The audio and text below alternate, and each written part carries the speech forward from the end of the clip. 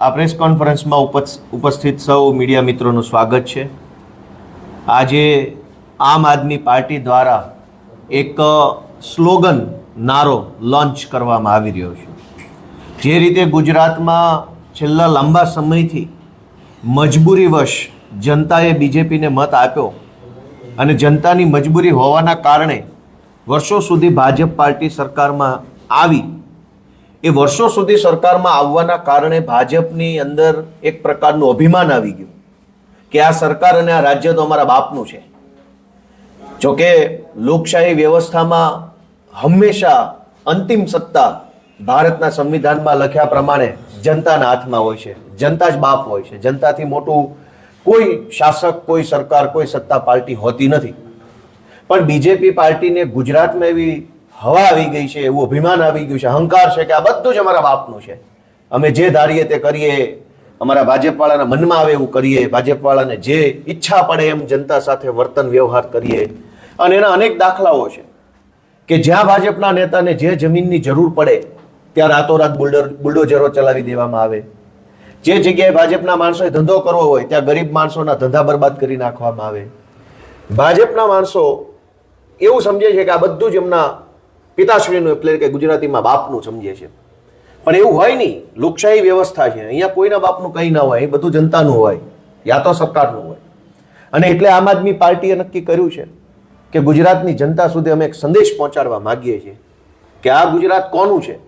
ગુજરાત છે આમ જનતાનું, ગુજરાતના કરોડો મહેનતુ પરસેવો પાડીને જીવતા લોકોનું, ગુજરાતના ખેડૂતોનું, શ્રમિકોનું, ગુજરાતના યુવાનોનું ગુજરાત છે, ભાજપવાળાનું નથી। આજ ગુજરાતની પરિસ્થિતિ જુઓ તો ભાજપના દરેક નેતાની બાપ બેટાની જોડી બની ગઈ છે। નેતા ભાજપ પાર્ટીમાં રહી અને 2 નંબરના ધંધા કરે ને દીકરો અલગ 2 નંબરના ધંધા કરે। ભૂતકાળમાં તમે જોયું હશે કે અનેક ભાજપના નેતાઓના દીકરાઓ અનેક પ્રકારના ક્રાઇમમાં પકડાયા। કોઈ મનરેગામાં પકડાયું, કોઈ ડ્રગ્સ વેચતા પકડાયું, કોઈ દારૂમાં પકડાયું, કોઈ સરકારી કોન્ટ્રાક્ટોની અંદર કટકી કરતા પકડાયું, કોઈ તોડબાજી કરતા પકડાયું, કોઈ મારામારી કરતા પકડાયું। તો ભાજપના નેતાઓની દાદાગીરી અલગ, એમના દીકરાઓની દાદાગીરી અલગ। એટલે બાપા ભાજપમાં અને દીકરો ભાજપમાં અને બાપ બેટાની જોડી મળી અને અલગ અલગ વિસ્તારોની અંદર ગુજરાતની જનતાની અંદર જનતાનું શોષણ કરવામાં આવી રહ્યું છે, દાબ દબાણ કરવામાં આવી રહ્યું છે। એવા કેટલાય કિસ્સાઓ છે જેમાં બાપા ભાજપમાં હોવાના કારણે એમના દીકરાઓ છે એ વટ મારતા હોય જનતા ઉપર। કેટલાક ભાજપના નેતાઓના છોકરાઓ એક્સિડન્ટો કરી નાખે છે, દારૂ પીને ચલાવે, ડ્રગ્સ પીને ચલાવે, બેફામ ગાડીઓ ચલાવે। શું કામ? તો કે મારા બાપા ભાજપમાં છે, મને કંઈ નહીં થાય। તો બાપ અને બેટાની જોડી ગુજરાતને બરબાદ કરી રહી છે। અને અનેક એવા કિસ્સાઓ છે, આમાં કોનું નામ લેવું અને કોનું નામ છોડી દેવું એ મોટી ચિંતાનો વિષય છે। દરેક જગ્યાએ ભાજપના નેતાઓની બાપ બેટાની જોડીથી ગુજરાતની જનતા પરેશાન છે। ગામડા લેવલથી લઈ અને રાજ્ય સરકાર લેવલ સુધી આ ઘટનાક્રમ ચાલી રહ્યો છે। ત્યારે આમ આદમી પાર્ટી દ્વારા એવું નક્કી કરવામાં આવ્યું છે કે નહીં બેટાનું નહીં બાપનું, ગુજરાત હવે હશે આપનું। આ નારા સાથે ગુજરાતની જનતા સુધી અમે પહોંચવાનો પ્રયત્ન કરીએ છીએ કે ગુજરાતની જનતાએ આપેલા મતના આધાર ઉપર જ ગુજરાતના ભાજપના નેતાઓને એમના છોકરાઓ બેફામ બન્યા છે।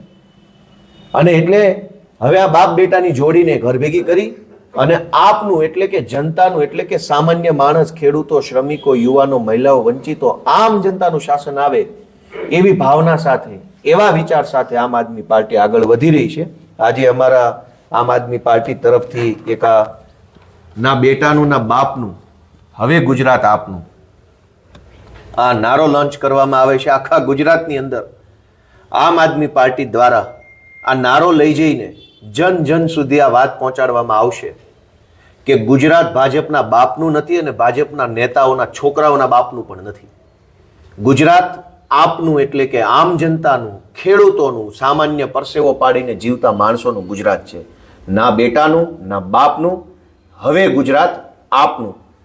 આ સ્લોગન સાથે, આ વિચાર સાથે આમ આદમી પાર્ટી ગુજરાતના ઘર ઘર સુધી, ગલી મહોલ્લા, એક એક વ્યક્તિ સુધી પહોંચવાનો આજથી આ કેમ્પેનનો પ્રારંભ કરે છે। અમને પૂરી શ્રદ્ધા છે કે આમ આદમી પાર્ટીમાં જોડાયેલા આમ પરિવારના, સામાન્ય સાધારણ પરિવારના યુવાનોને ગુજરાતની આમ જનતા આશીર્વાદ આપશે અને આ બાપ બેટાની જોડીને ઘર ભેગી કરી અને સાચું સ્વરાજ લાવવા માટે થઈ અને જનતા અમને સહયોગ આપશે. ખૂબ ખૂબ આભાર. આપના કોઈ પ્રશ્ન હોય તો પૂછી શકો. આમ આદમી પાર્ટી હંમેશા ગુજરાતના છેવાડાના માણસની સાથે ઊભી રહે છે. ચાહે ખેડૂતનો મુદ્દો હોય, ચાહે ગરીબોનો હોય, ચાહે રોજીરોટી કમાતા લોકોનો મુદ્દો હોય. રાજકોટના જંગલેશ્વર વિસ્તારની અંદર જે કાંઈ પણ ડિમોલેશનની ઘટના બની રહી છે, હું એ જ તો કહેવા માંગુ છું કે જ્યારે ભાજપના નેતાને જે જમીન ગમી જાય એ જમીન ઉપર રાતોરાત બુલડોઝર આવી જાય છે. અમે એ તો કહીએ છીએ કે ગુજરાત ભાજપના બાપનું નથી અને ભાજપના નેતાઓના છોકરાઓના બાપનું પણ નથી. એ જ તો આજનું સૂત્ર છે કે ભાજપના નેતાને જંગલેશ્વરની જમીન ગમી તો બુલડોઝર આવી ગયા. ભાજપના નેતાઓને અહીંયા અમદાવાદમાં વટવા સાઈડ અને ઓઢવ સાઈડ જે જમીન ગમી ગઈ તો બુલડોઝરો આવ્યા ત્યાં. ભાજપના નેતાઓને રાણીપની અંદર જમીન ગમી તો બુલડોઝરો આવી ગયા. ભાજપ વાળાને જે જમીન ઉપર નજર પડે ત્યાં બુલડોઝરો આવી જાય છે, પોલીસ આવી જાય, કલેક્ટરો આવી જાય, બધું ખાલી કરો, આ જમીન અમારે જોઈએ છે. આવું નહીં ચાલે.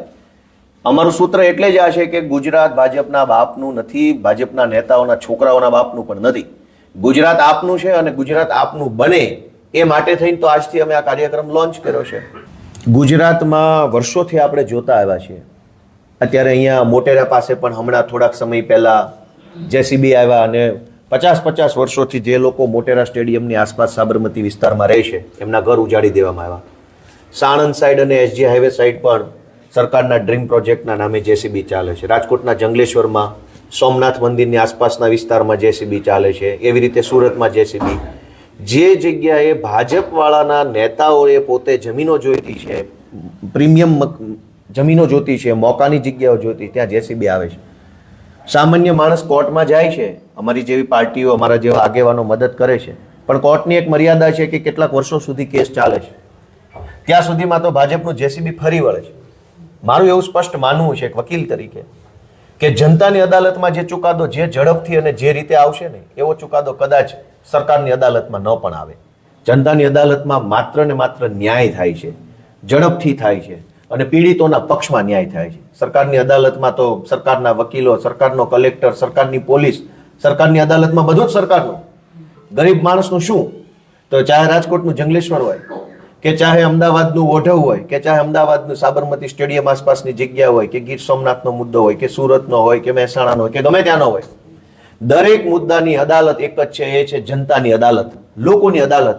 લોકોનો આત્મા જે દિવસે જાગે તે દિવસે જે ન્યાય થશે ત્યારે ભાજપ મોઢું નહીં બતાવી શકે. અને ત્યાં સુધી અમે કોઈ પણ પીડિતોની સાથે છીએ. ચાહે લીગલ લડાઈ લડવી છે, ચાહે સડકોની લડાઈ, ચાહે વિધાનસભાની, એમાં અમારો પૂરેપૂરો ટેકો છે. આજની તારીખમાં પણ ટેકો છે, ભવિષ્યમાં પણ હશે.